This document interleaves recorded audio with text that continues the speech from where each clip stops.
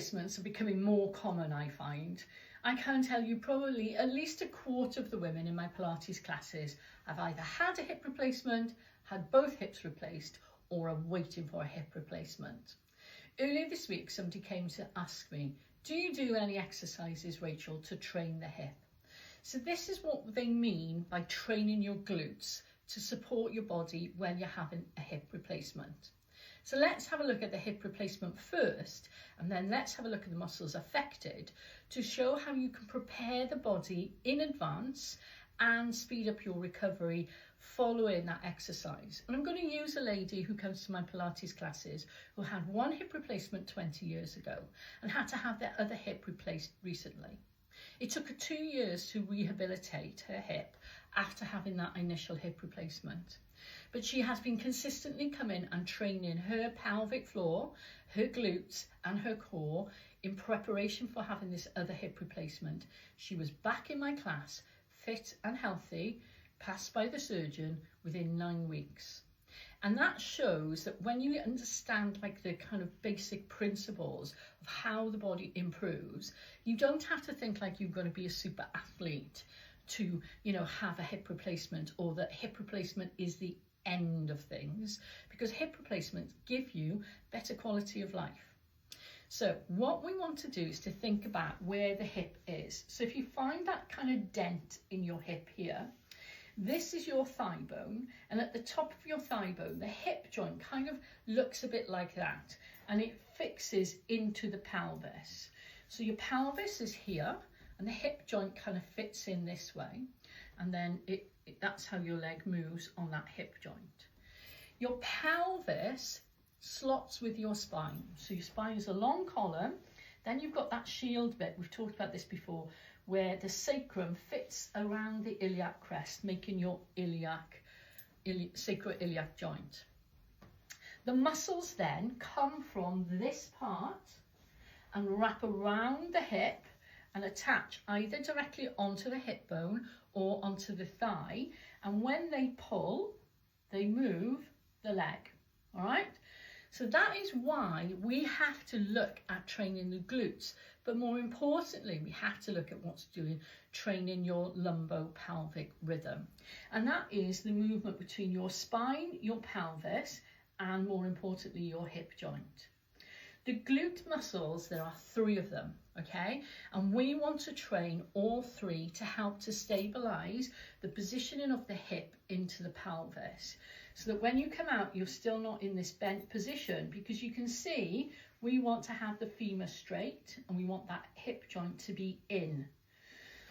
One of the easiest ways to do it is to get a Pilates ball and place it between your knees. So I've got Pilates ball. I feel like Blue Peter. Here's one I had earlier. So when we're here, we see this Pilates exercise a lot, and I see a lot of people squeezing with their knees. That's not what we want to be doing. What you want to do is to think about where the hip joints are. Think of them having like magnets that want to draw together. Now what this is going to make you do is it's going to make you tense your butt. I always tell people, imagine you've got a £50 note stuck between your butt cheeks. I'm not sure if it's allowed as a teaching point, but I don't care. And squeeze inwards. Now this is going to help get those muscles used to pulling that hip joint into position. It also trains your pelvic floor. It's bloody marvellous. So bringing it in, you can do it in a standing position, you can do it in bridge, which is even better. You can do it when you're doing your Pilates dead bug exercise. That is an easy way to do it. But essentially what the glute muscle does is it lifts the leg, all right? So it extends the hip. So you want to be practicing some kind of hip extension. Now, everybody's going to tell you squats are great, but I can tell you now, if you're waiting for a hip replacement, is the one thing you cannot do is squat, because your hip joint doesn't allow you to have that range of movement. So how do we get around this? Number 1, you want to think about doing these exercises standing initially. Yes, we want to be down on the floor because we want gravity to help, and I'll have to do a second video for that. So little things like standing at the kitchen counter, you take your 1 foot behind, let me move further back, with your toe on the floor.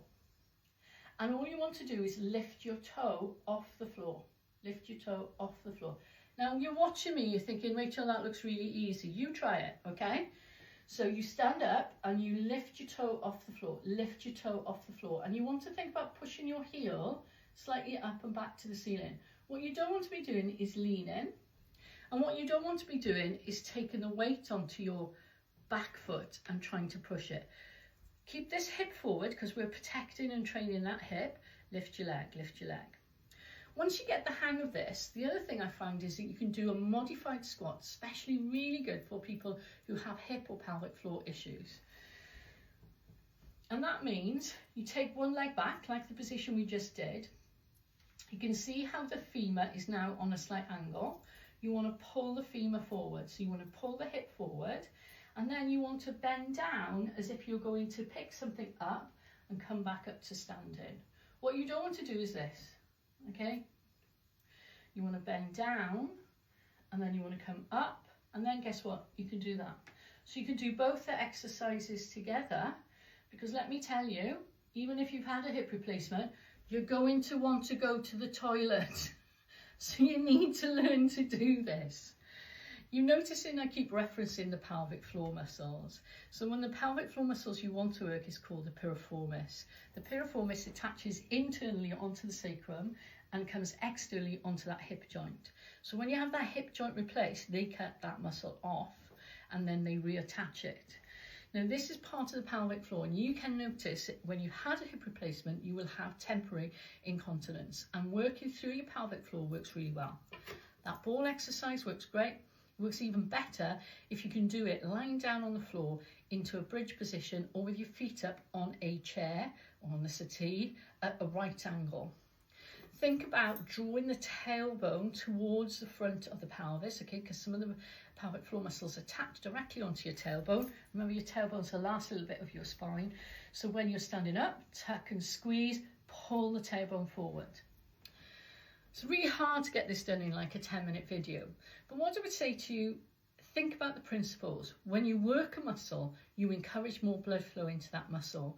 The blood brings nutrients and clears away waste products. The more times you can encourage that blood flow through that muscle, the better. So sitting still and avoiding exercise is not the way to do it. Modify the exercise to allow your body time to repair and recover. The more exercise you can do before the operation, the more blood vessels you build within that area and the quicker your healing is. Also think about doing your pelvic floor and learn to do deep breathing to help you manage pain. I'll try and post another exercise of other things that you can do. Maybe if you don't want to have a hip replacement and you want to get your hips stronger. Don't forget there are some videos on YouTube, including some seated Pilates work, which are really suitable.